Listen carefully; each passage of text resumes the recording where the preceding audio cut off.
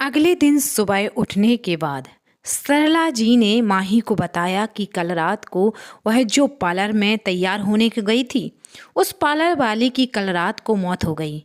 यह सुनकर माही एकदम से होश उड़ गए। माही बोली, क्या? ऐसा कैसे हो सकता है? मैं कल रात ही तो गई थी उससे मेकअप कराने के लिए, तब तो वह बिल्कुल ठीक थी। उन्हें देखकर लग ही नहीं रहा था कि वह बीमार है। लेकिन मम्मी, उन्हें हुआ क्या है? ऐसे अचानक से उसकी मौत कैसे हो गई?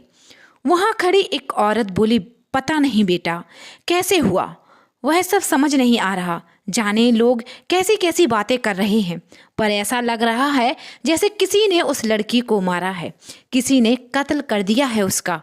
माही बोली, कत्ल? कौन करेगा उसका? कौन दुश्मन हो सकता है उसका? अभी वह बातें कर ही रही थी कि इतने में मामा जी आ गए। देखते ही माही बोली, मामा जी आप कहाँ गए थे इतनी सुबह सुबह? क्या आप उस लड़की को देखने गए थे? क्या हुआ? कैसे मरी वह? कल रात को तो मैं गई थी उसके पास तैयार होने के लिए। मामा जी बोले कि मैं तो दरअसल तुम्हारी मामी की तरफ से कल रात को रिश्तेदार आए थे। उनमें से कुछ लड़कों का छोटा सा एक्सीडेंट हो गया था, उनको हॉस्पिटल देखने गया था। मैं सुबह ही निकल गया था जल्दी। मुझे गांव के बारे में कुछ पता नहीं था। मुझे तो लौटते वक्त पता चला कि कल रात को उस पार्लर वाली लड़की की मौत हो चुकी है। मैंने देखा था उसकी बॉडी को, उसके दोनों हाथों की उंगलियां बुरी तरह से अकड़ी हुई थीं और उसके होंठों के बीच में बहुत गहरा और बहुत ही बुरी तरीके का जख्म था, जैसे किसी ने गहरी चीज से वार किया हो। उसके दोनों होंठ नाक से होते हुए उसकी थोड़ी तक फटे हुए थे। यह सुनकर माही एकदम से डर गई और उसने अपनी मम्मी का हाथ कस के पकड़ लिया। सरला जी बोली कि कोई बात नहीं है, जो होना था तो हो गया। तू ठीक तो है ना? कहीं ऐसा तो नहीं कल रात तेरे सामने उसके पास किसी का फोन आया हो? माही बोली, नहीं मम्मी, मेरे सामने तो ऐसा कुछ भी नहीं हुआ। यह कहकर माही अपने कमरे में चली गई। अगले दिन माही की मामी को उसके घर से कुछ लोग बुलाने के लिए आए। माही ने अपनी मामी को तैयार किया और बोली, देख लीजिए मामी, कहीं कोई कमी हो तो मुझे बता देना। कहते हुए माही अंगड़ाई लेने लगी। मामी बोली, कहीं कोई कमी नहीं है। कहती हुई वह माही के पास आई और उसके गाल खींचते हुए बोली, थैंक यू सो मच। मामी माही के चेहरे की तरफ ध्यान से देखती हुई बोली, माही तुम्हारे चेहरे पर निशान कैसे हैं? माही अपने चेहरे पर हाथ लगाते हुए बोली, कहाँ पर मामी, और कैसे निशान? उसके कान के पास ध्यान से देखते हुए बोली, यह देखो, यहाँ पर लग रहा है जैसे किसी के दांतों के निशान हैं। कहते हुए उन्होंने अपना हाथ माही के चेहरे पर रखा। माही को एकदम से झटका लगा और वह उससे अलग होते हुए बोली, नहीं तो कोई भी निशान नहीं होगा, आपको जरूर कोई गलतफहमी हुई होगी। और बोली, देखिए यहाँ पर कोई निशान नहीं है। मामी ने जब शीशे के पास आकर देखा तो कुछ भी नहीं था। इतने में ही माही कमरे से निकलती हुई बोली, अब तैयार हो जाइए, सब लोग आपका इंतजार कर रहे हैं।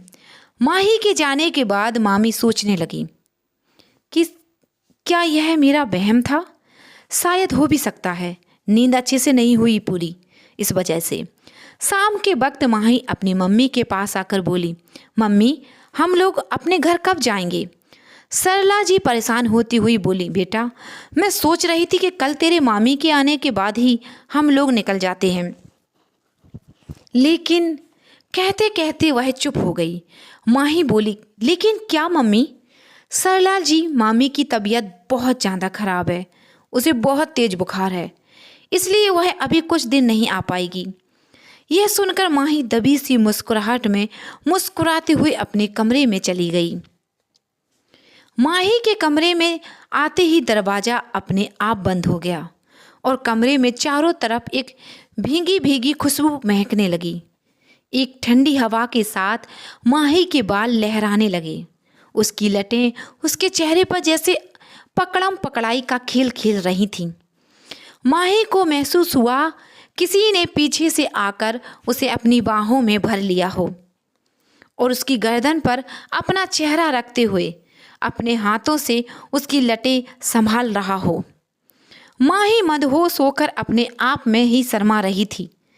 माही हवा में झूलते हुए अपने बेड पर आकर बैठ गई, मानो किसी ने उसे अपनी बाहों में उठा लिया हो और बेड पर बिठा दिया हो। बेड पर बैठने के बाद माही आंखें बंद कर कर बेड पर लेट गई कि तभी उसका टॉप उसके कंधे से थोड़ा सा नीचे हुआ, जिससे माही शर्माती हुई एक तरफ करवट लेकर लेट गई। सिरहन सी दौड़ने लगी। कमर पर गुदगुदी होने की वजह से माही एकदम से उठकर खड़ी हो गई और दीवार से सट गई। तभी दरवाजे पर जोर जोर से खटखटाने की आवाज आने लगी।